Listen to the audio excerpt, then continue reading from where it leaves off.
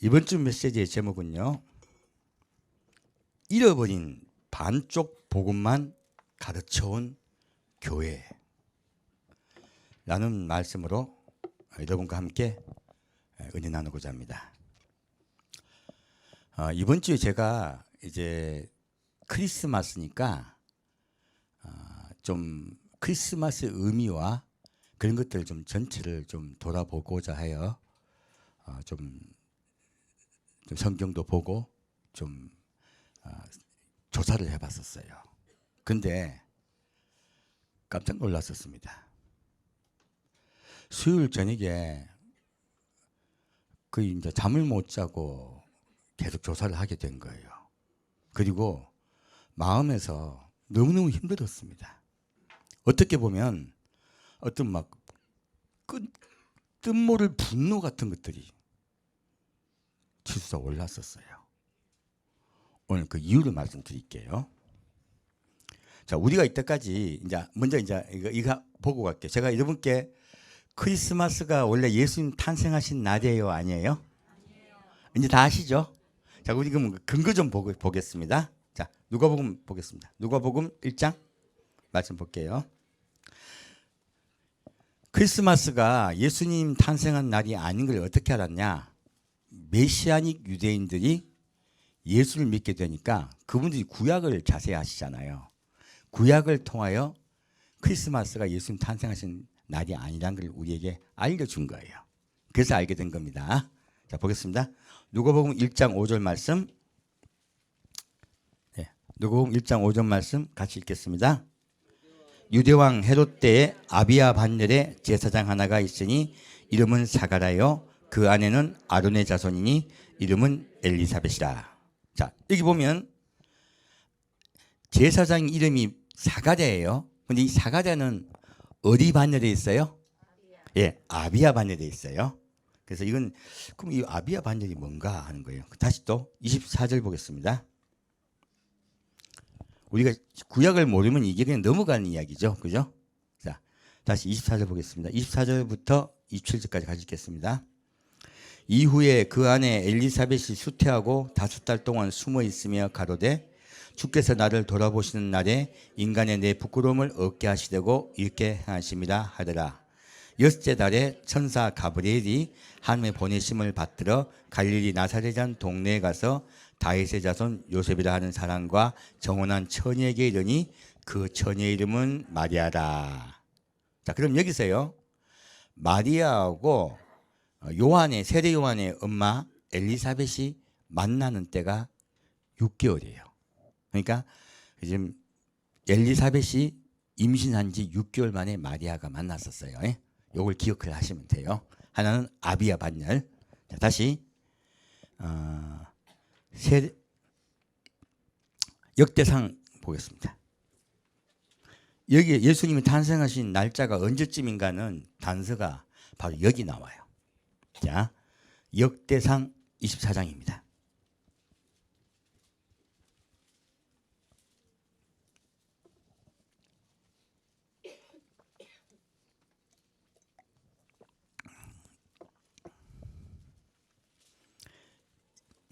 역대상 24장 10절 말씀입니다. 역대상 24장 10절 말씀. 네, 같이 읽겠습니다. 7째는 학코스요 8째는 아비야요. 예, 여기까지 읽으면 돼요. 여기 보면 24번째까지 나와요. 이게 뭐냐면 유대력으로요. 첫 번째, 두 번째는 유대력 1월 달에 봉사하는 제사장이에요. 제 가문들이 이야기해요. 지금 여기서 7번째, 8번째 했죠. 그러면 몇 월이에요? 유대력으로? 7, 8. 예. 예. 네 번째 계절이에요. 그러니까 4월 달이란 말이에요. 유대력으로. 유대력의 4월 달에 후반기에 아비야가 제사장 일을 했어요. 자, 그러면 아비야 일을 끝내고 나와서 엘리사벳이 임신을 했죠? 그러면 우리 임신 주기를 알아보면 돼요. 임신하면 얼마 만에 아기가 나옵니까? 우리 10개월로 알죠? 근데 정확하게 말하면 266일이에요. 며칠이요? 266일이에요. 이거를 대략 3으로 나눠보면 9개월이 조금 안 돼요, 실제로는. 이해가셨죠? 근데 이제 우리가 그 전에 생리한 기간과 다음 생리 기간, 안한 기간을 따져가지고 날짜가 늘어나는 거예요. 중간에 허수가 있습니다. 그 허수를 빼면 정확하게 하면 266일, 그러니까 대략 9개월이에요. 이해하시면 돼요. 그러면 지금 엘리사벳이 임신을 했습니다. 그럼 9개월 뒤에 누가 나와요? 세례 요한이 나와 탄생해요. 그럼 세례 언제 탄생해 볼게요.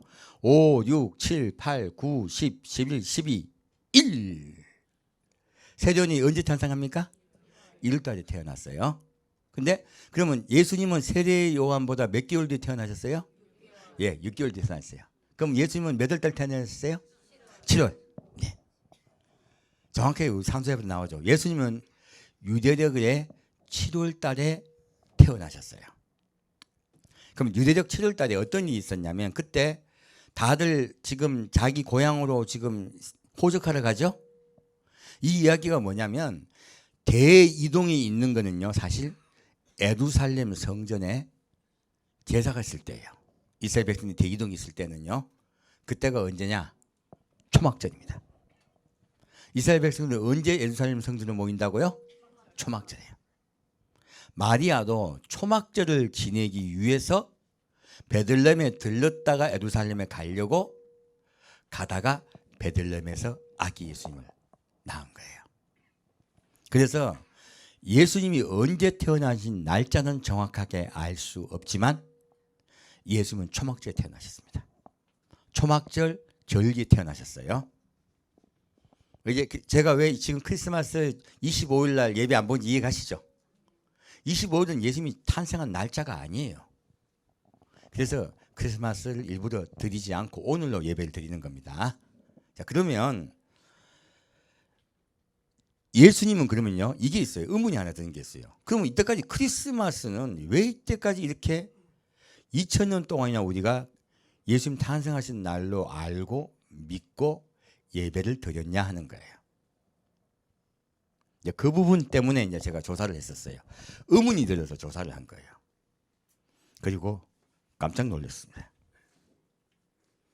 여러분 혹시 대림절이라고 들어보셨어요? 들어보셨죠? 저는 못 들어봤어요. 솔직히 말하면. 저도 모태신앙인데 대림절 그리고 강림절, 대강절이라고 해요. 우리 신교에서는 대강절이라 하고요. 그리고 구교에서는 대림절이라고 해요.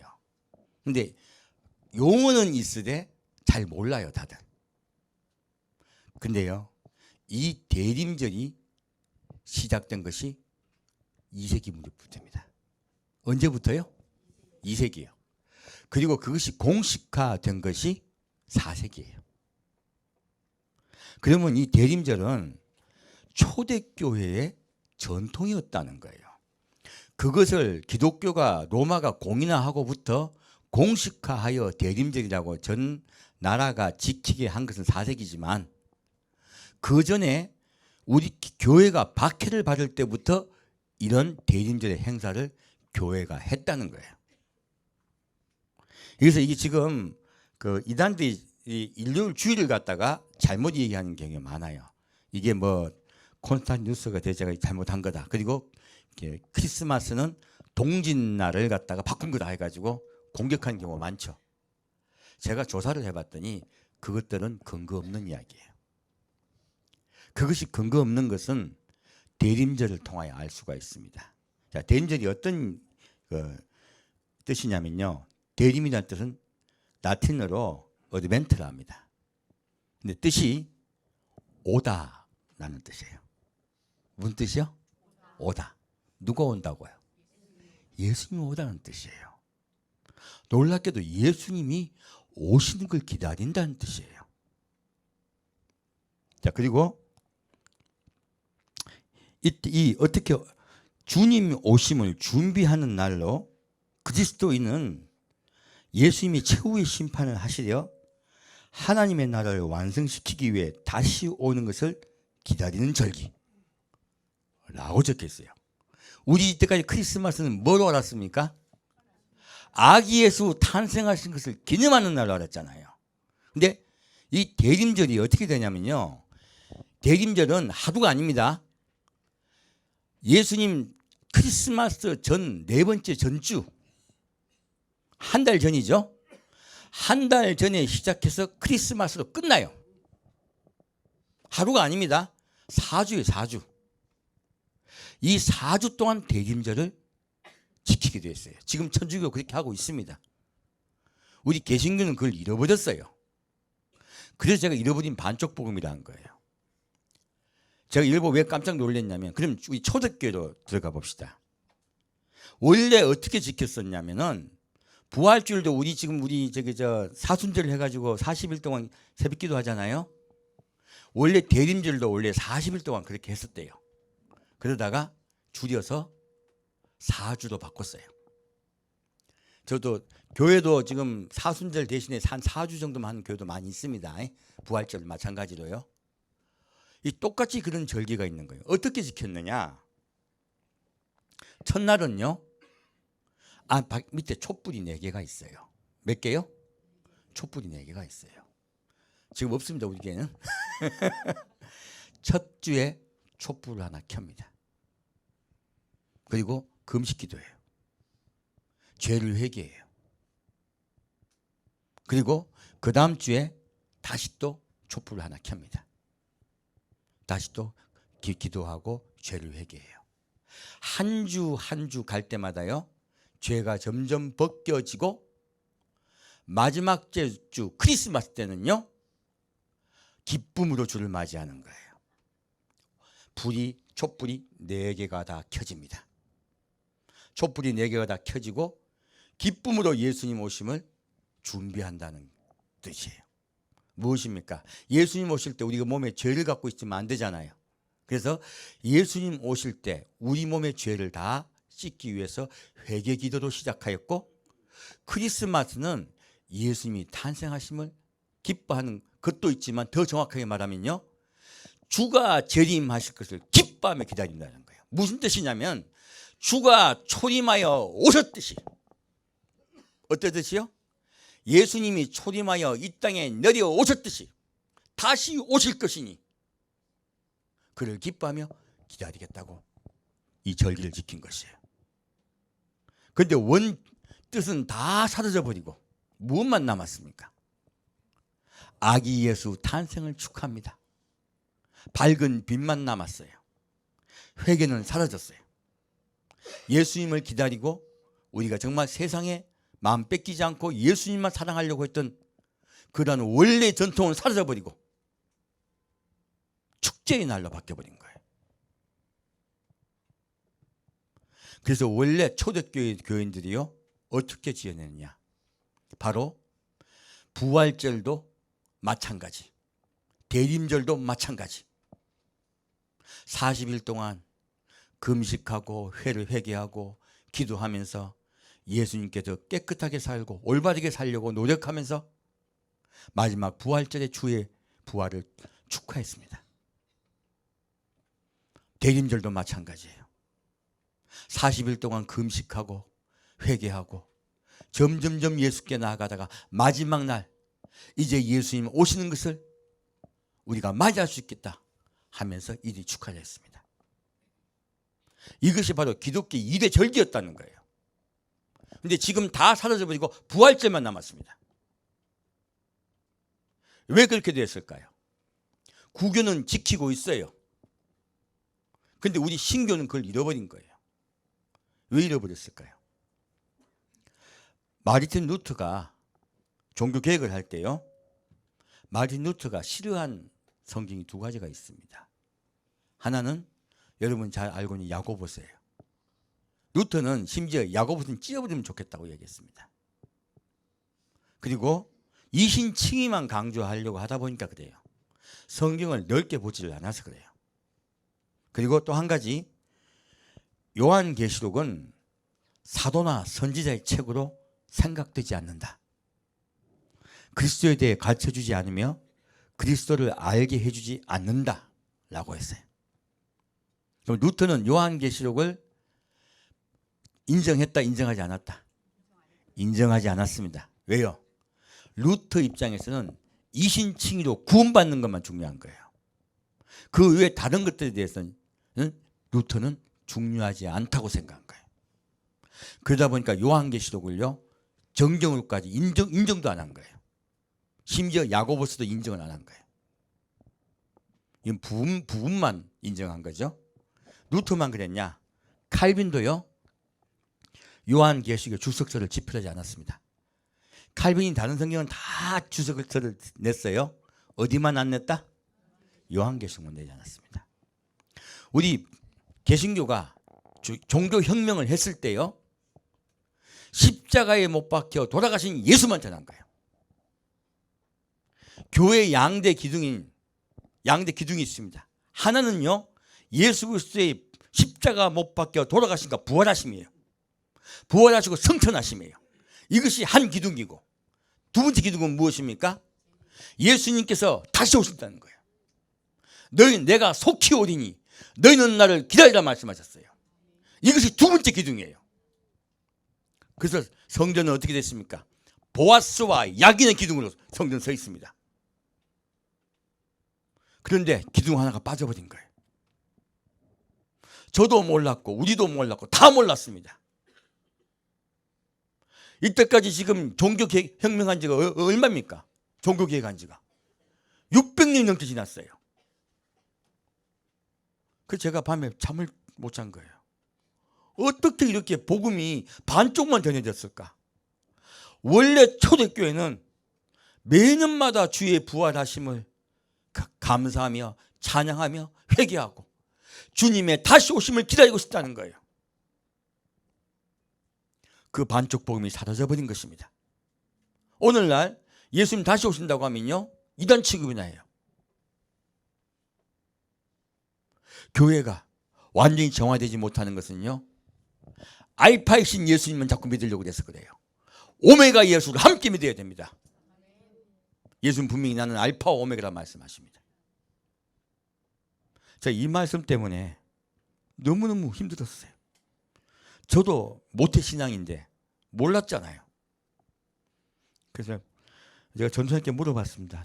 대림절 압니까? 그러니까 용어만 아시더라고요. 당연하죠. 목사님들 물어봐도 모릅니다. 왜? 배운 적이 있어야죠. 자, 이제 우리 예수 모실 때 다 됐습니다. 새로이 우리 배웁시다. 자, 그럼 이 대림절이요. 대림절에 대한 또 근거를 좀 더 볼게요. 자, 요한계시록 보겠습니다. 요한계시록 1장입니다. 요한계시록 1장 9절에서 16절까지입니다.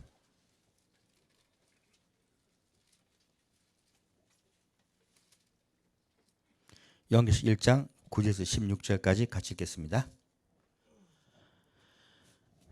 나 요한은 너희 형제여 예수의 환난과 나라와 참음에 동참하는 자라.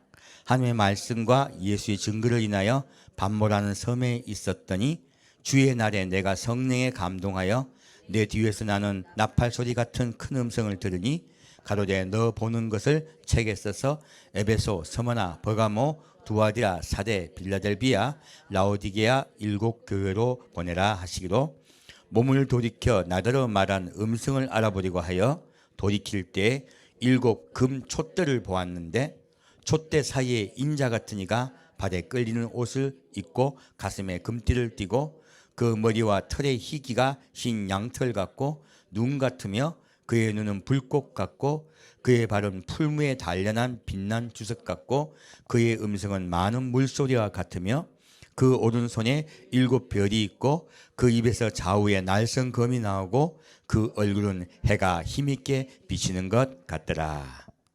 아멘. 자, 다시 20절 같이 읽겠습니다.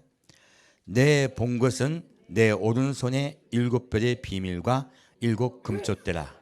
7 별은 7 교회의 사자요 7 촛대는 7 교회니라. 자, 여기서 말씀 보면요 요한이 밤모섬에 유배를 갔는데요 세례 지금 이거 요한계시록을 쓰게 된 환상을 보게 된 날이 언제예요? 정확하게 어떤 날에 적혔습니까? 주의 날. 10절 말씀. 어떤 날? 주의 날. 그러면 초대교회가 안식일만 지켰습니까? 주의 날을 같이 지켰습니까? 예, 주의 날, 곧 예수님 부활하신 날을 함께 예배드렸습니다. 이걸 아셔야 됩니다. 분명히 우리 신교의 시작이요, 예수님 부활이 안식일보다 중요했던 것이에요. 그래서 안식일과 주일을 같이 지키다가 안식일은 점점 의미가 쇠퇴하여 주일이 안식일을 대체하게 된 것이에요. 왜 그렇습니까? 안식일은요, 하나님이 온 세상을 창조하셨음에 너희는 그 창조주 하나님께 나온 너희는 내가 무엇을 주겠다? 안식을 주겠다요. 내가 너에게 평안을 주겠노라. 이것이 안식일의 의미입니다. 너희는 나를 기뻐하라. 이것이 안식일의 의미입니다. 근데 예수님이 부활하셨어요. 부활하심으로 부활절은, 이 부활하신 날이 어떤 날이에요? 예, 주일, 곧 일요일입니다. 그래서 예수님이 부활하시자 우리 믿는 자에게 가장 중요한 날은요, 내가 부활하였듯이 너희도 어떻게 해요? 부활시킬 것이다. 내가 너희도 살릴 것이다. 이게 더 중요해진 거예요. 그래서요, 강조점이 달라진 것이에요. 그래서 안식일의 의미가 주일로 넘어간 것입니다. 그래서 요한계시는 정확하게 주의 날이라고 명시하고 있습니다. 우리 이단들이 자꾸 뭐라 말할 때요, 이런 말씀으로 여러분께서 대항해 주시길 부탁드립니다. 구약에 분명히 근거가 다 있습니다. 예수님이 이미 주일날 부활할 거라고 예언해 놓으셨어요.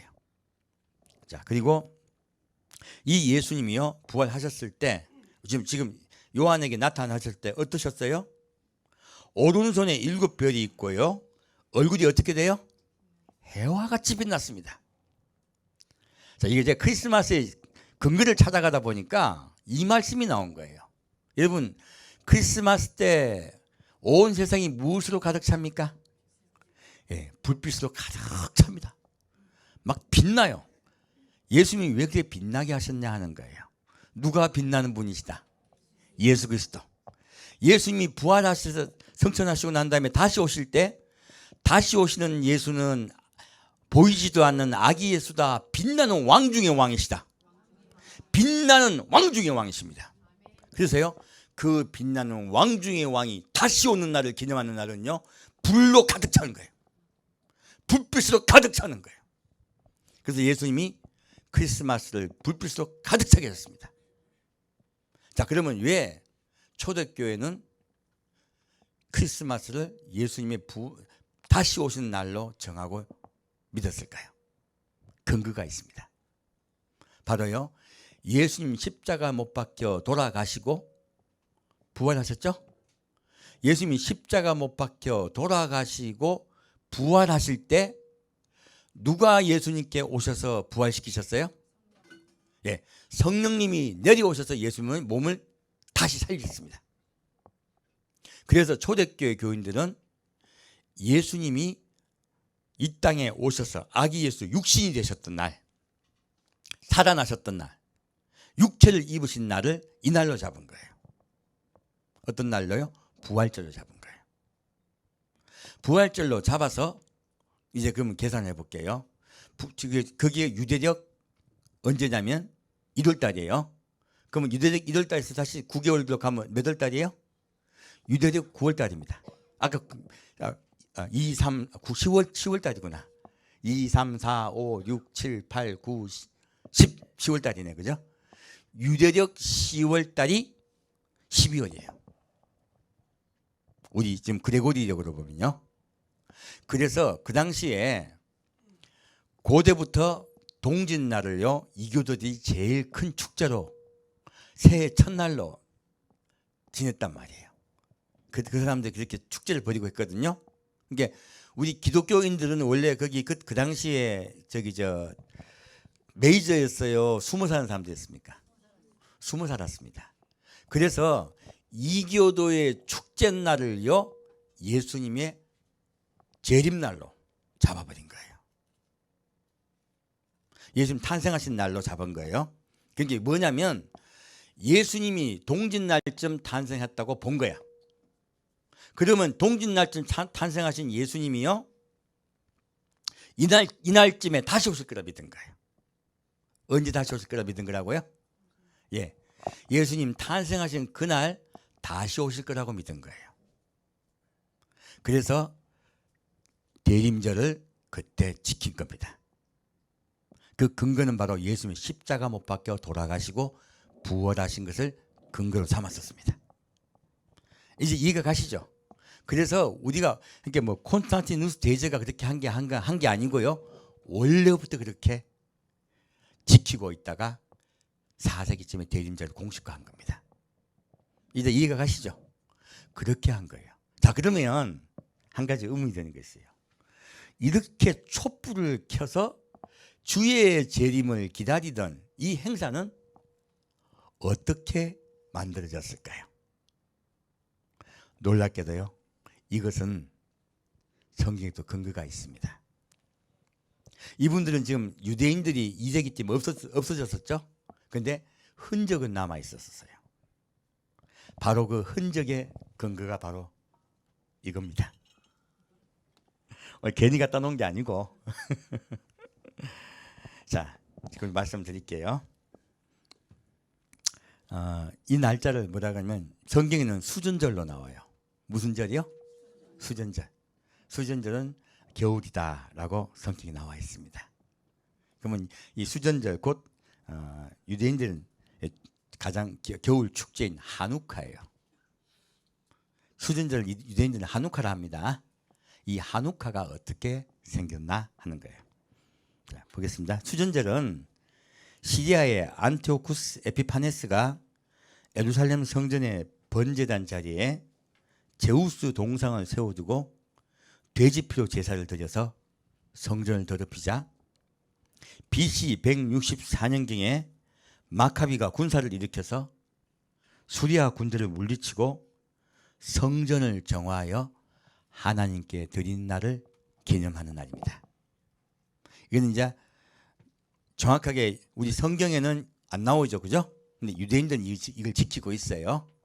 자, 또 이렇게 이 등을 왜 이렇게 만들었냐면, 하누카는요, 히브리력 9월인 키슬레브 25일이 시작합니다. 우리 크리스마스보다 약간 빠르죠, 그죠? 그리고 8일 동안 계속되어서 그레고리력으로는 11월에서 12월에 해당합니다. 대략이요. 그리고 이스라엘 각 가정에서는 이 가지가 8개, 하나, 둘, 셋, 넷, 다섯, 여섯, 일곱, 8개죠. 가지가 8개인 촛대를 하루에 등을 하나씩 켜요. 아까 제가 대림절 때 등을 4개 두고 하나씩 켠다 말씀드렸었죠. 똑같은 거죠, 그죠? 근데 다만 8개죠, 그죠? 그리고 하루하루 켭니다. 매일매일 켭니다. 8개는 촛대를 하루에 등 한 등씩 밝혀서 8일째는 촛대 불이 다 밝혀집니다. 근데 요게 뭐냐?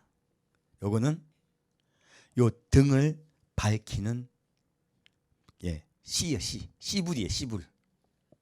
이건 씨불이에요. 요걸 가지고 불 밝히고 불 밝히게 하는 거예요. 이제 이 가시죠?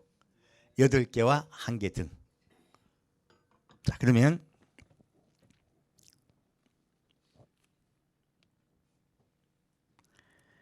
유대는 성전을 탈환하고 난 다음에요, 성전을 정비하고 신께 봉헌하는 과정에서요, 촛대 메노라에, 제가 다음 주에는 이 메노라를 갖다 놓을 거예요. 촛대 7촛대요. 교회다가 비치할 거예요. 왜 그러냐면 바로 이것이 바로 7교회를 상징하기 때문에 그래요.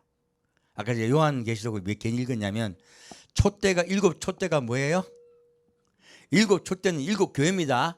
근데 7촛대에 뭐가 있어요? 7별이 있습니다.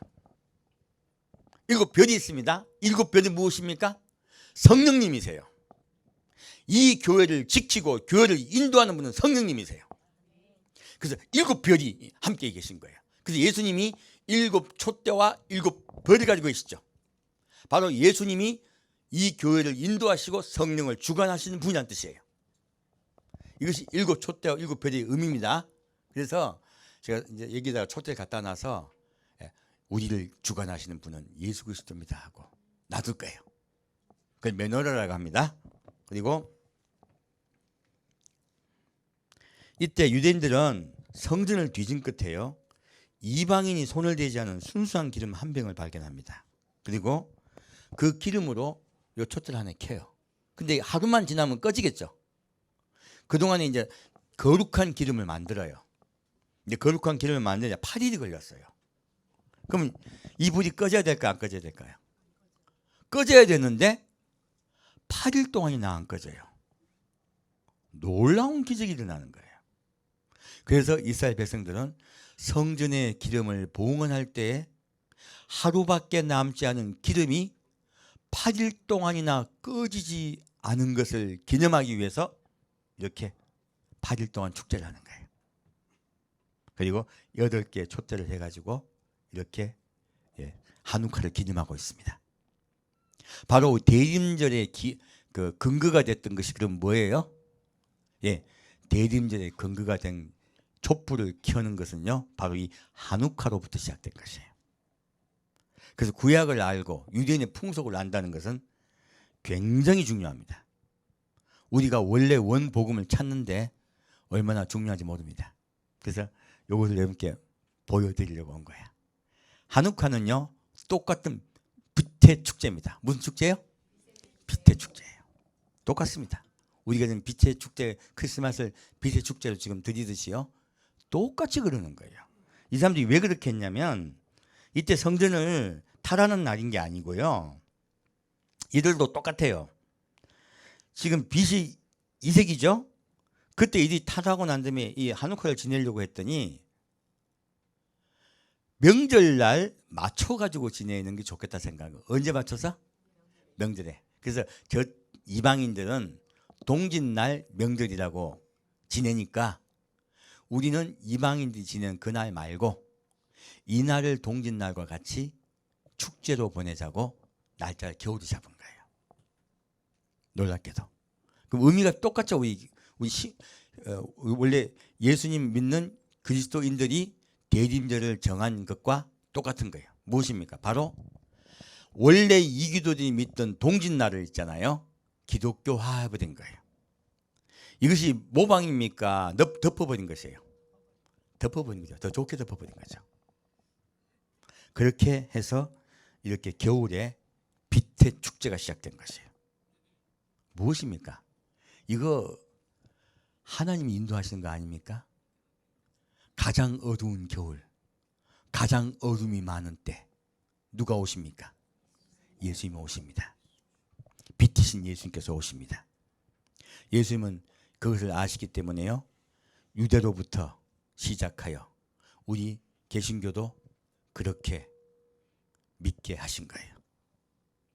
이때까지 우리가 이것을 몰랐던 것이에요. 그래서 날짜는 정확하지 않지만 우리 마지막 12월 마지막 제주 전주에는 저희가 크리스마스, 예수님의 탄생하심, 또 분명하게 말하면 예수님의 재림이요, 예수님의 재림을 기다리는 날로 기념할 것입니다. 그리고 이 한우카로 함께 예배드릴 거예요. 자, 그러면 이러한 중요한 것들을 우리가 잊어버렸다가 이제는 찾았으므로 더 깊이 예수님께 나아갑시다. 자, 그러면 좀 더 이런 부분에 이제 성경에서 근거를 가지고 좀 볼게요.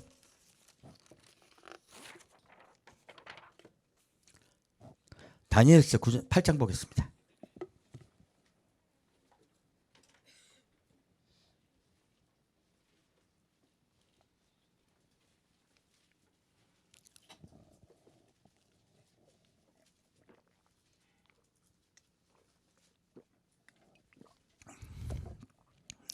다니엘서 8장 8절입니다. 다니엘서 8장 8절에서 14절까지 같이 읽겠습니다. 수염소가 스스로 심히 강대하여 가더니 강성할 때에 그 큰 뿔이 꺾이고 그 대신에 현저한 뿔 넷이 하늘 사방을 향하여 났더라. 그중 한 뿔에서 또 작은 뿔 하나가 나서 남편과 동편과 또 영화로운 땅을 향하여 심히 커지더니 그것이 하늘 군대에 미칠 만큼 커져서 그 군대와 별 중에 몇을 땅에 떨어뜨리고 그것을 짓밟고 또 스스로 높아져서 군대의 주제를 대적하며 그에게 매일 드리는 제사를 제하여 버렸고 그의 성소를 헐었으며 범죄함을 인하여 백성과 매일 드리는 제사가 그것에게 붙임 바 되었고 그것이 또 진리를 땅에 던짐에 자의로 향하여 형통하였더라.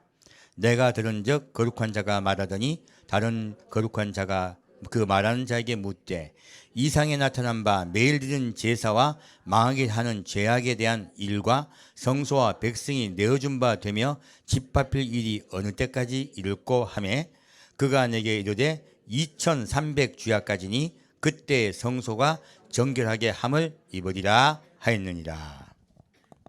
자, 이 말씀은요. 다니엘은 훨씬 지금 기원전에 한 5세기 사람이죠. 굉장히 오래된 사람이란 말이에요. 5세기나 6세기 사람일 거예요. 제가 정확히 지금 조사를 안 했네요. 근데 이 다니엘서에요. 무엇이 예언되어 있냐면 아까 말씀드린 안토니우스 에피파네스가 성전의 제우스상을 세우고 돼지피로 제사 지내는 그 일을 예언해 놓은 것이에요. 그리고 그 일이 있고 난 후에 정화되는 것까지 이야기하는 것이에요. 바로 마카비 혁명에 대해서 이야기한 것입니다. 하누카 절기의 근거를 미리 주님께서 말씀하신 거예요. 오늘 제가 보면서 느낀 것은요. 하누카 절기를 말씀하신 데는 이유가 있습니다. 바로 지금 이스라엘 백성은 하누카 절기를 지키죠. 이것은 성전이 정화되는 사건이에요. 그러면 이 성전이 정화된 사건 이후에 더 한 가지 더 있어야 되죠. 무엇입니까? 바로 대림절의 사건이에요. 예수님이 지상재림하셔야 돼요. 사실 하누카는요. 예수님의 지상재림에까지 예언된 것이 아닙니다. 바로 더럽혀진 성전이 깨끗하게 정화되는 사건에 관한 이야기예요. 지금 이 일이 과거에 있었는데 앞으로도 있을까요? 없을까요? 있어요. 그래서 말씀하신 거야. 하나님이 괜히 하누카를 지키게 하신 게 아닙니다. 하나님이 괜히 대림절 지키게 하신 게 아닙니다. 이 일들은 앞으로 장차 있을 일에 대한 일이에요. 기독교는요. 장차 있을 일에 대한 종교지 과거를 돌아보는 종교가 아닙니다. 과거에 어땠다가 아니에요. 우리가 어떻게 장차 하나님과 함께 살기를 준비하라는 종교예요. 그걸 아시면 돼요. 자, 그러면 다시 다니엘서 7장 보겠습니다. 7장 19절 말씀이요. 다니엘서 7장 19절에서 22절까지 같이 읽겠습니다. 이에 내가 넷째 짐승의 진상을 알고자 하였으니 곧 그것은 모든 짐승과 달라서 심히 무섭고 그 이는 철이요 그 발톱은 노시며 먹고 부서뜨리고 나머지는 발로 밟았으며 또 그것의 머리에는 10뿔이 있고 그 외에 또 다른 뿔이 나오매 새 뿔이 그 앞에서 빠졌으며 그 뿔에는 눈도 있고 큰 말하는 입도 있고 그 모양이 동류보다 강하여 보인 것이라. 내가 본즉 이 뿔이 성도들로 더불어 싸워 이기었더니 옛적부터 항상 계신 자가 와서 즉히 높은 자의 성도를 위하여 신원하셨고 때가 이름에 성도가 나라를 얻었더라. 자, 이 말씀을 봤더니요. 적그리스도가요. 강성해져요. 그리고 21절 말씀. 적그리스도가 강성해지고 이스라엘이 어떻게 된다고 적혀있어요? 성도와 더불어 싸워서 어떻게 돼요? 이겨요. 이게 무슨 뜻인지 아십니까? 후 3년 반에 이스라엘은요. 적그리스도의 통치하에 들어갑니다. 후 3년 반에 이스라엘은 누구의 통치하에 들어간다고요? 적그리스도가 이스라엘을 점령해버립니다. 아까 성전을 더럽혔던 자가 이스라엘 점령하고 성전을 더럽혔듯이요. 적그리스도요. 이스라엘 점령하고 3년 반 동안 성전을 더럽혀요. 똑같은 일이 마지막 때 있는 거예요. 그래서 하나님이 미리 이 일을 일어나게 하신 거예요. 그러면 하누카는요. 바로 성전이 더럽힌 장차 이스라엘이 적그리스도에게 점령당하고 성전이 더럽혀질 것을 예언해 주신 거예요. 자, 그런데 자, 끝날까요? 아닙니다. 22절 말씀. 옛적부터 항상 계신 자가 와서 즉히 높으신 자의 성도를 위해 신원하셨고, 때가 이르매 성도가 어떻게 해요? 나라를 얻었더라. 놀랍게도 적그리스도가 계속 점령하고 있습니까? 이스라엘이 나라를 찾습니까? 이스라엘이 나라를 찾습니다. 이런 얘기 처음 들으시죠? 성경에 분명히 나와 있는 거예요. 이스라엘이요 나라를 다시 되찾습니다. 바로 한우카의 사건이 다시 재현되는 것이에요. 그렇다면 이 일은요 장래에 대한 예언이라는 거예요. 자, 다시 보겠습니다. 23절부터 다시 보겠습니다. 23절부터 27절까지 같이 읽겠습니다. 모신 자가 이처럼 이르되 넷째 짐승은 곧 땅의 넷째 나라인데 이는 모든 나라보다 달라서 천하를 삼키고 밟아 부서뜨릴 것이며 그 열불은 이 나라에서 일어날 열왕이요 그 후에 또 하나가 일어나리니 그는 먼저 있던 자들과 다르고 또 새 왕을 복종시킬 것이며 그가 장차 말로 지극히 높으신 자를 대적하며 또 지극히 높으신 자의 성도를 괴롭게 할 것이며 그가 또 때와 법을 변개코자 할 것이며 성도는 그의 손에 붙임 바 되어 한 때와 두 때와 반 때를 지내리라. 그러나 심판이 시작된 즉 그는 권세를 빼앗기고 끝까지 멸망할 것이요 나라와 권세와 온 천하 열국의 위세가 지극히 높으신 자의 성민에게 붙임 바 되리니 그의 나라는 영원한 나라이라. 모든 권세 있는 자가 다 그를 섬겨 복종하리라. 아멘. 여기 보면요 한때, 두때, 반때 곧 3년 반 동안 적그리스도가요 이스라엘 백성을 괴롭힙니다. 이스라엘 백성은요 한때, 두때, 반때 곧 42개월 동안 적그리스도에게 완전히 압자에 들어가서요 심각하게 고통을 당합니다. 자, 그러면 이걸로 끝날까요? 아까 분명히 어떻게 된다 했어요? 회복된다 했습니다. 회복되는 거 보겠습니다. 다니엘서 9장 보겠습니다. 다니엘서 9장 25절부터 27절까지입니다. 다니엘서 9장 25절부터 27절까지입니다. 같이 읽겠습니다.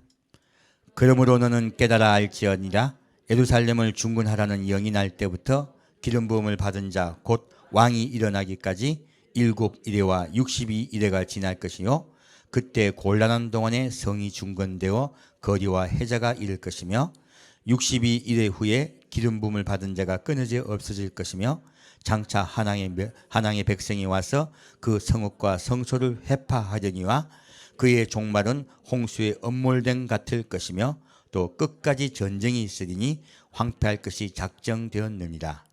그가 장차 많은 사람으로 더불어 한 이래 동안의 언약을 굳게 정하겠고 그가 또 그 이래의 절반에 제사와 예물을 금지할 것이며 또 잠파여 미운 물건이 날개를 의지하여 설 것이며 또 이미 정한 종말까지 진노가 황폐하는 자에게 쏟아지리라 하였느니라. 자, 마지막 때가 되면요 전쟁이 빈발합니다. 마지막 때가 되면요. 그리고 이 적그리스도가요 원래 7년 평화지역을 맺었다가 그 중간에 파기해요. 그 7년 평화지역을 맺었던 3년 반 동안에 누가 있습니까? 이스라엘은 두 증인이 이스라엘을 이끕니다. 그런데 그 두 증인을 죽이고 적그리스도가 이스라엘 점령을 해요. 기간은 3년 반입니다. 자, 그러면 계속 점령하고 있을까요? 아닙니다. 성경은 거기서 더 정확히 말씀하고 있습니다. 자, 다니엘서 12장 말씀 보겠습니다. 제가 성경에서 제일 안 풀리던 말씀, 제가 성경 보면서 제일 어려웠던 말씀, 사실 그 말씀이 이번 주에 풀렸어요. 제가 얼마나 놀라웠는지 모릅니다. 하나님이 얼마나 놀랍게 우리에게 마지막 때가 되니까 알게 해주신지 몰라요. 자, 다니엘서 12장 5절 6절 보겠습니다. 나 다니엘이 본즉 다른 두 사람이 있어 하나는 강 이편 언덕에 섰고 하나는 강 저편 언덕에 섰더니 그 중에 하나가 세마포 옷을 입은 자 곧 강물 위에 있는 자에게 이르되 이 기사의 끝이 어느 때까지냐 하기로. 자, 마지막 때가 어떻게 되냐고 묻죠. 자, 그러면 10절부터 13절까지 읽겠습니다. 많은 사람이 연단을 받아 스스로 정결케 하며 희게 할 것이나 악한 사람은 악을 행하리니 악한 자는 아무도 깨닫지 못하되 오직 지혜 있는 자는 깨달으리라. 매일 드리는 제사를 폐하며 멸망케 할 미운 물건을 세울 때부터 1290일을 지낼 것이요 기다려서 1335일까지 이르는 그 사람은 복이 있으리라. 너는 가서 마지막을 기다리라. 이는 내가 평안히 쉬니다가 끝날에는 내 업을 누릴 것임이니라. 아멘. 여러분, 성경에서 가장 어려웠던 이 말씀, 저에게요, 이 말씀을 주님께서 알게 해주심을 감사드립니다. 자, 여기 보면요, 10절 말씀, 많은 사람이 연단을 받고 스스로 정결케 하고 희게 할 것이나 악한 사람은 악을 행하리니 악한 자는 깨닫습니까? 못 깨닫습니까? 못 깨닫습니다. 근데 지혜 있는 자는 어떻게? 깨달으리라. 여러분 모두 지혜 있는 자라고 주님께서 말씀해 주시니 감사합니다. 분명히 그렇게 말씀하셨죠. 지혜 있는 자는 어떻게 해요? 깨달으리라. 자, 보겠습니다. 매일 드리는 제사를 폐하며 멸망케 할 미움을 세울 때부터 며칠이요? 1290일이에요. 근데 적그리스도가 점령한 날은 며칠이에요? 모르겠죠. 1260일이에요. 정확하게. 42개월이면요 1260일입니다. 43개월은요 유대는 30일을 한 달로 칩니다. 이스라엘은. 그래서 1290일은 43개월입니다. 몇 개월이요? 43개월이요. 이 말이 뭔지 아십니까? 42개월 동안 적그리스도에게 이스라엘 백성이 예루살렘 성전이 점령당하고 이스라엘 전체가 식민지돼요. 식민지화 됐다가요 갑자기 마카비 혁명이 일어나는 거예요. 갑자기 마카비 혁명이 일어났어요. 한 달 만에 타도납니다. 그래서 30일 더 말씀하신 거예요. 1290일까지다. 너희들이 한 달 동안 전쟁하여 이스라엘을 다시 찾을 것이다. 예루살렘 성전을 다시 찾고 정화할 것이다. 이렇게 정화를 해버립니다. 이게 마카비 혁명이죠. 바로 하누카 명절이죠. 하누카 절기와 똑같은 일이 일어나요. 끝일까요? 아닙니다. 적그리스도가 가만히 있을까요? 적그리스도가 온 세상의 군대를 모읍니다. 온 세상의 군대를 모아서 예루살렘을 다시 탄환하려고 해요. 이때 일어나는 전쟁이 아마겟돈 전쟁입니다. 성경에서 우리가 의문됐던 게 하나 풀리죠? 이 아마겟돈 전쟁이 일어났을 때요 이스라엘이 거의 멸망되려고 해요. 근데 자 12절 말씀 기다려서 며칠이요? 1335일까지예요. 무엇입니까? 1290일에서 335는 45일이 되어진 거예요. 이스라엘과 적그리스도가 전쟁이요 45일 동안 있는 거예요. 며칠 동안 있다? 45일 동안 전쟁 상태에 들어갑니다. 이 전쟁 상태에 들어갔을 때 이스라엘이 거의 지고 멸망당하려고 할 때 누가 재림합니까? 예수님이 재림하십니다. 그래서요 하누카 명절이 빨리 있어요. 앞에 있어요. 대림절은 뒤에 있습니다. 지금 우리 이제 크리스마스라 말하지 맙시다. 어디요? 대림절, 대강절이라 말하는 게 좋아요. 강림절. 그것이 원래 이름이에요. 예수님께서 그렇게 오셔서 적그리스도를 물리치고 이스라엘 백성을 구해내십니다. 날짜까지 정확히 적어 놓으신 거예요. 전쟁의 양상까지 적어 놓으신 거예요. 왜? 견디라고, 참으라고. 이스라엘 백성에게 견디고 참아서 이 전쟁은 내가 승리케 할 것이니 너희들은 기다리라. 이때까지 감춰있던 말씀 깨닫게 해주시니 감사드립니다. 이 날짜를 주님께서 정확하게 말씀하고 계신 거예요. 자, 더 무서운 말씀을 얘기할게요. 출애굽기 보겠습니다. 오늘은 비밀이 풀린 날입니다. 대림절부터 시작해서요. 출애굽기 12장 말씀 보겠습니다.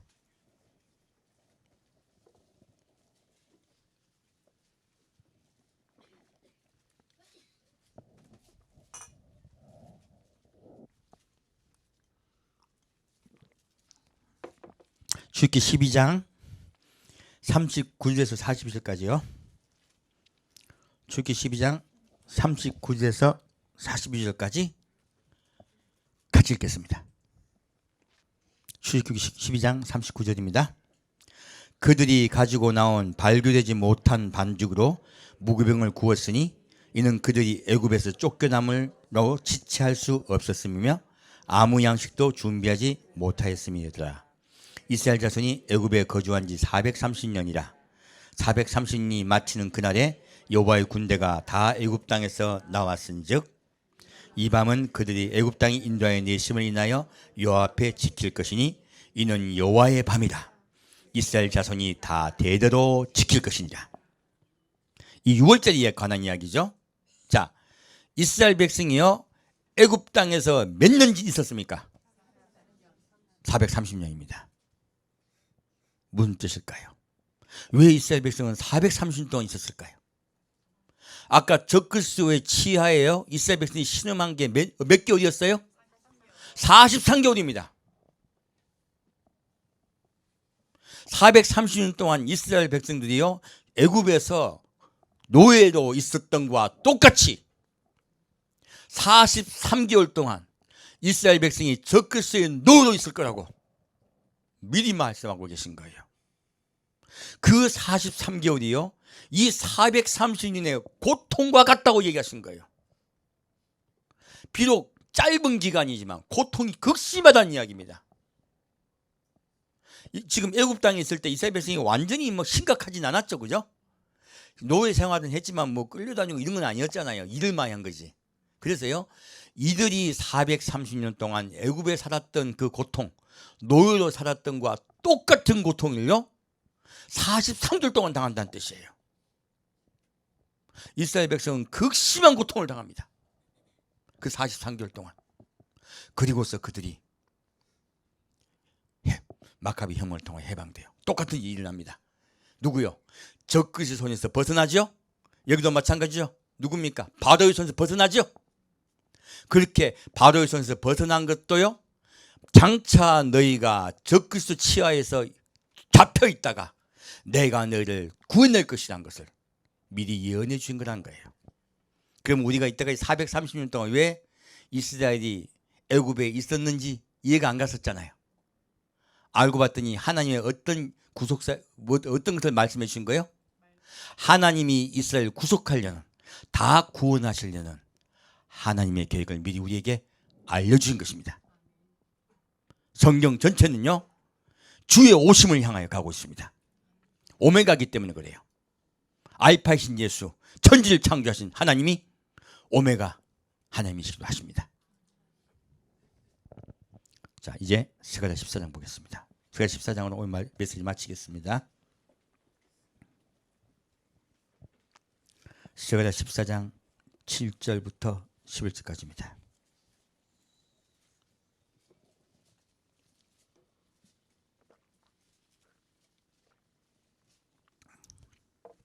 스가랴 14장 7절부터 11절까지 같이 읽겠습니다. 여호와의 하시는 한 날이 있으리니 낮도 아니요 밤도 아니라 어두워 갈 때 빛이 있으리로다. 그날에 생수가 예루살렘에서 솟아나서 절반은 동해로 절반은 서로 흐를 것이라. 여름에도 겨울에도 그러하리라. 여호와께서 천하의 왕이 되시리니 그날에는 여호와께서 홀로 하나이실 것이요 그 이름이 홀로 하나이실 것이며 온 땅이 아라바같이 되되 게바에서 예루살렘 남편 림몬까지 미칠 것이며 예루살렘이 높이 들려 그 본체에 있으니 베냐민 문에서부터 천문자리와 성모퉁이 문까지 또 하나님의 망대에서부터와 왕의 포도주 짜는 곳까지라. 사람이 그 가운데 거하며 다시는 저주가 있지 아니하리니 예루살렘이 안연히 서리로다. 하나님이 한날 빛으로 오십니다. 빛이신 그분께서 빛으로 이 땅을 구하러 오십니다. 이 땅을 회복하시러 오십니다. 바로 이 절기, 우리가 이때까지 크리스마스 밝은 불빛으로 비췄던 이 절기, 그리고 이스라엘 백성들은 하누카로 빛의 축제로 하나님께 봉헌하였던 이 절기가 누가 오심을 기다리라는 뜻입니까? 예수님이 다시 오실 것이니, 빛이신 그분이 다시 오실 것이니 너희는 예배하고 기다리라는 뜻입니다.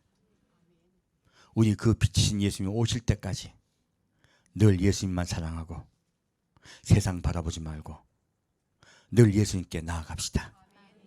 그래야만 여러분의 마음에 기쁨과 감사와 찬양이 넘칠 줄 믿습니다. 함께 드리겠습니다. 사랑하는 주님, 주님께서 이때까지 우리가 깨닫지 못했던 말씀을 말씀해 주시니 감사합니다. 우리가 이때까지 알지 못하여 주의 재림에 대해서 잘못된 복음이나 또한 겁주는 복음으로 잘못 이해했었습니다. 하지만 초대교회 때부터 주의 재림을 기다리고 우리가 회개하며 예수님의 다시 오심을 기쁨으로 기다렸던 그 복음을 우리가 회복하자 합니다. 주님, 온 세상의 교회가 대림절의 새로운 의미를 다 깨달아 회개하는 날로, 주의 다시 오심을 기다리는 날로 기념하게 이끌어 인도하여 주옵소서. 산주 예수 그리스도 이름으로 기도합니다. 아멘.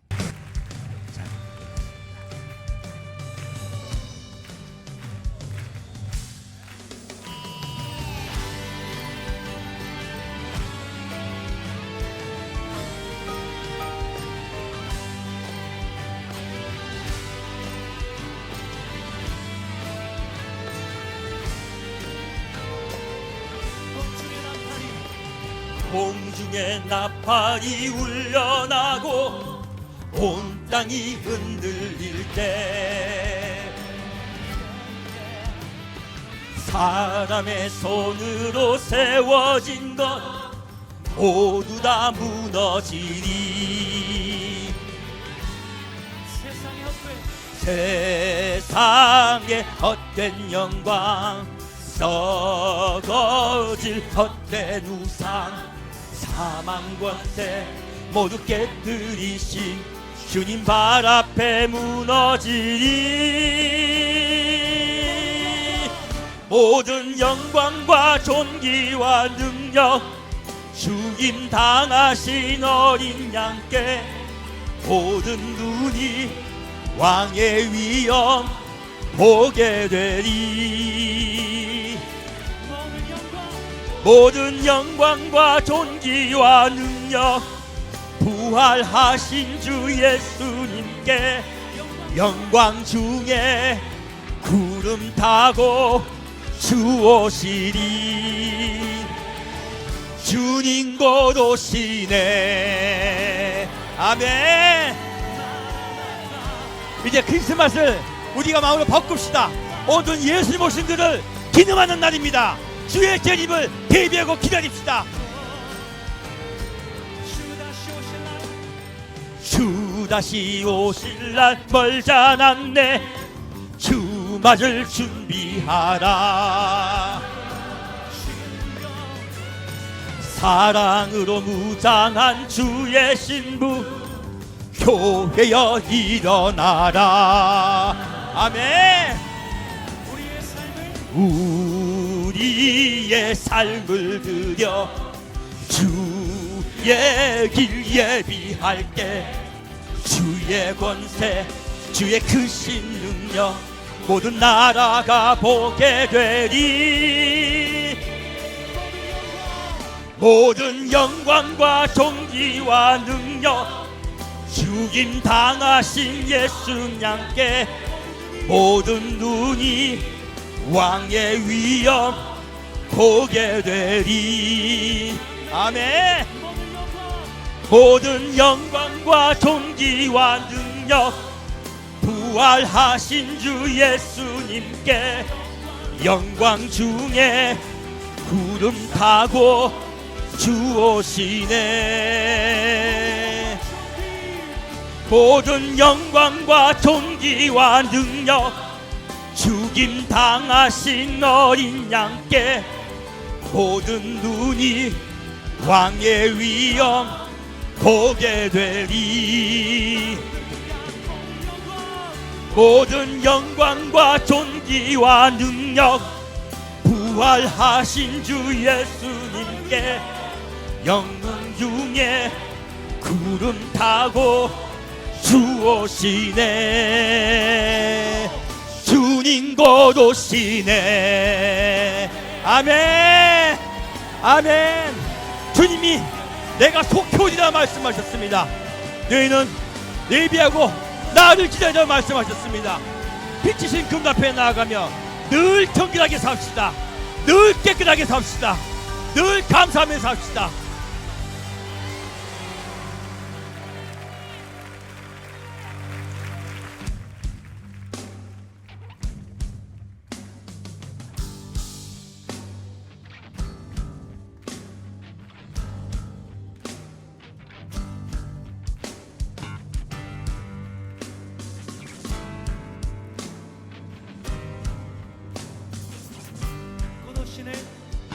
고도시네 고도시네 왕의 왕 고도시네. 고도시네 고도시네 왕의 왕 고도시네. 고도시네 고도시네 왕의 왕 고도시네. 고도시네 고도시네 왕의 왕 고도시네.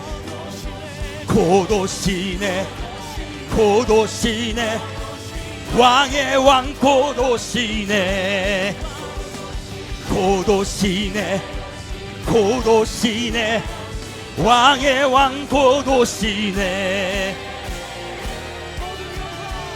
모든 영광과 존귀와 능력 죽임 당하신 어린 양께 모든 눈이 왕의 위엄 보게 되리. 모든 영광과 존귀와 능력 부활하신 주 예수님께 영광 중에 구름 타고 주 오시네. 모든 영광과 존귀와 능력 죽임 당하신 어린 양께 모든 눈이 왕의 위엄 보게 되리. 모든 영광과 존귀와 능력 부활하신 주 예수님께 영광 중에 구름 타고 주 오시네. 주님 곧 오시네. 아멘. 주님 곧 오십니다. 우리가 마음을 열고 뜻을 다하고 성품을 다해 주를 사랑하며 기도하십시다. 여러분 삶 속에서 우리가 더욱더 깨끗하고 정결하게 삽시다. 그리스도는 이 세상에 빛과 소금이 됩시다. 늘 예수님 사랑하고 절대로 미워한 사람이 있으면 바로 용서하십시오. 바로 용서하시며 예수께 나아갑시다.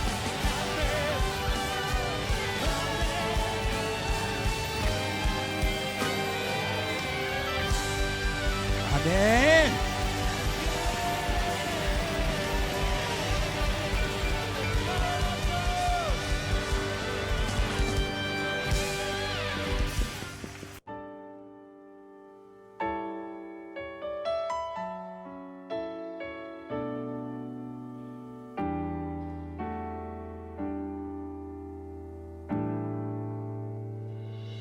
내 모습 이대로 사랑하시네.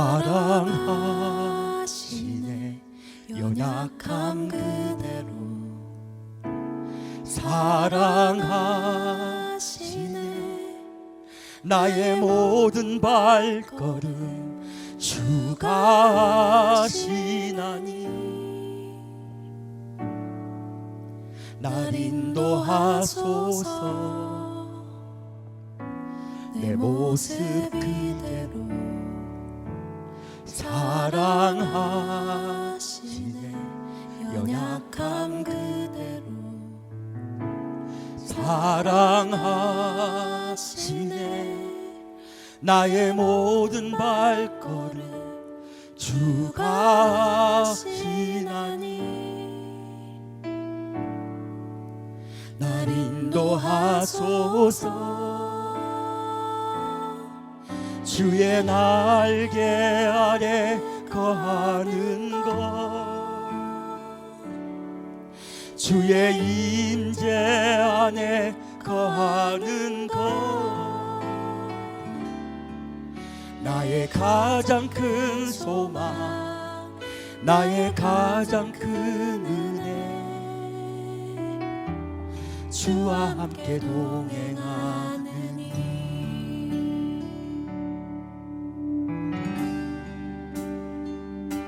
내 모습 이대로 사랑하시네.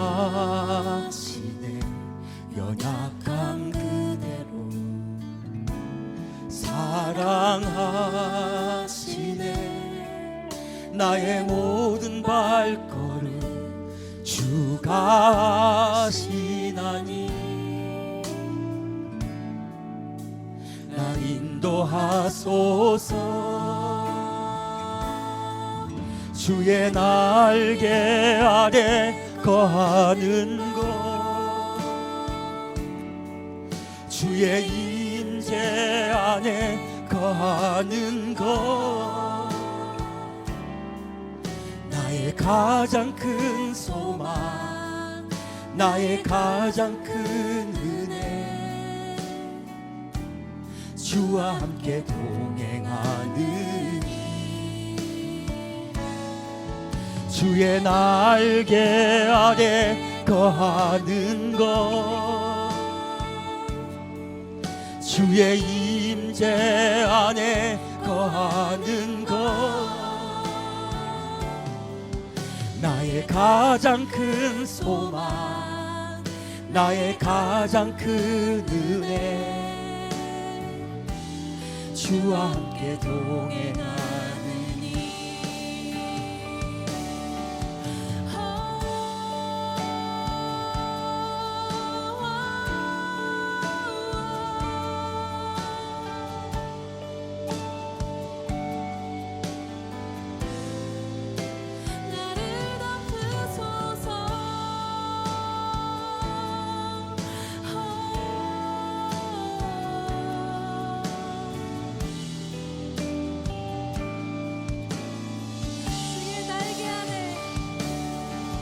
주의 날개 아래 거하는 것,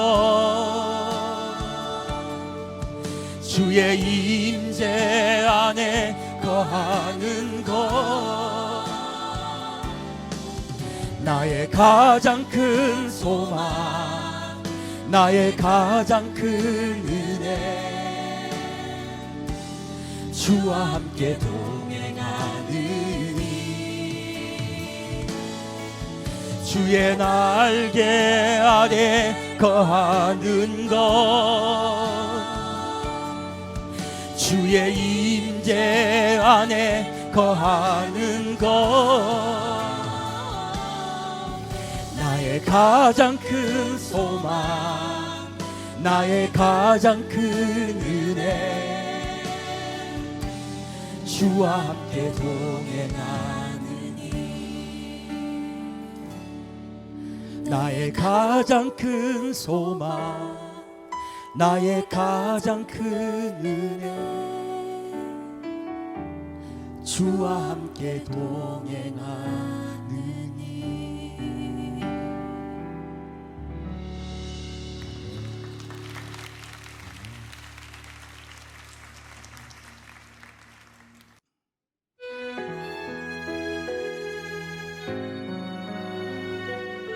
우리 왕이신 하나님을 찬양합시다.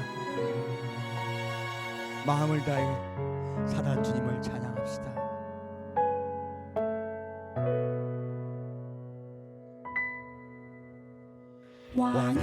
왕이신 나의 하나님,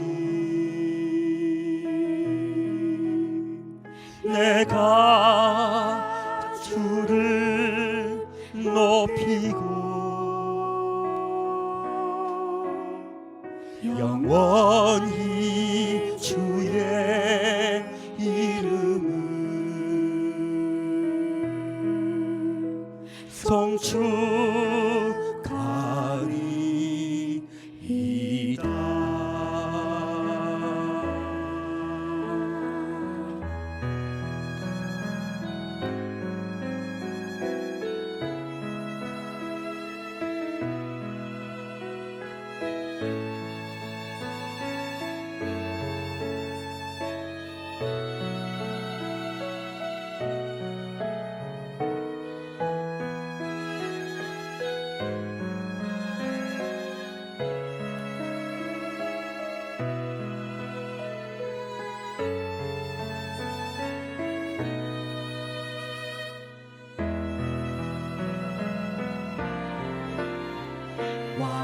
왕이신 나의 하나님,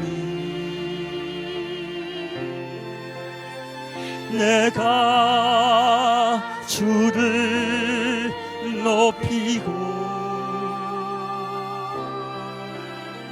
영원히 주의 이름을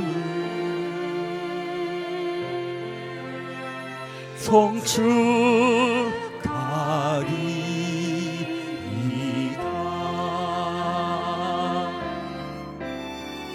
왕이신 나의 하나님, 내가 주를 높이고 영원히 주의 이름을 송축하리이다.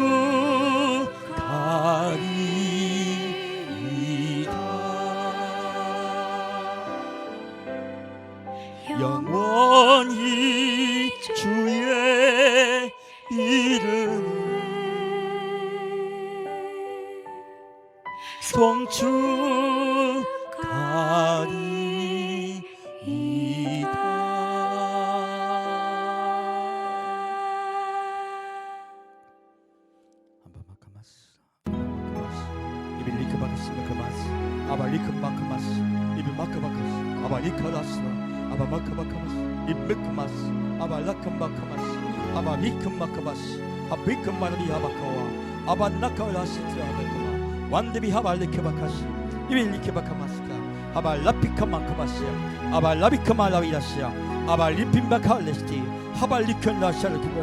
예수님 사랑합니다.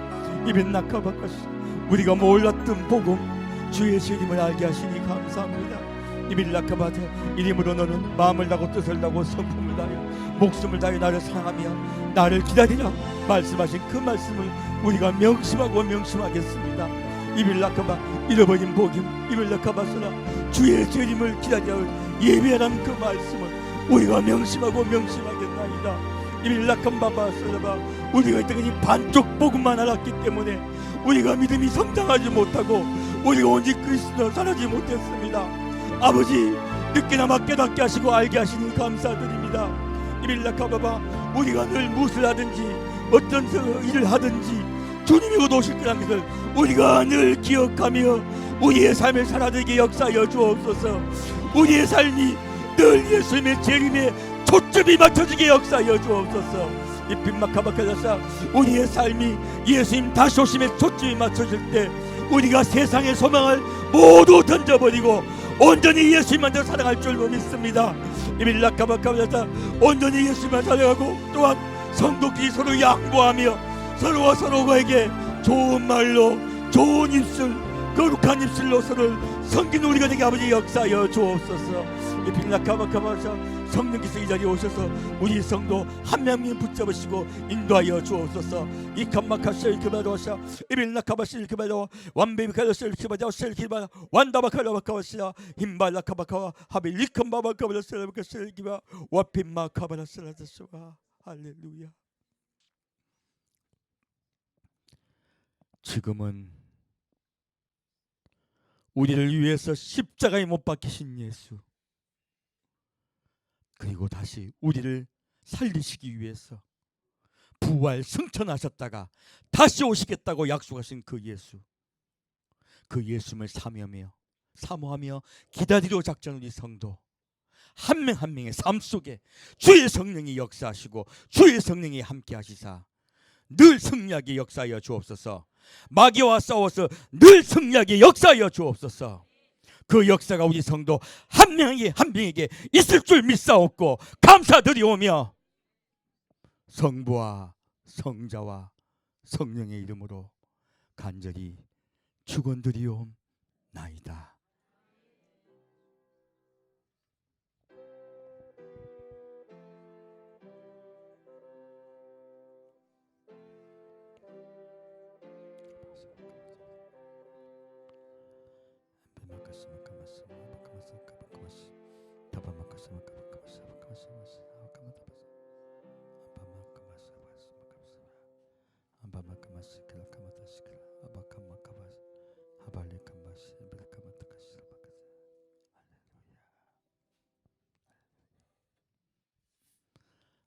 예배를 마칩니다.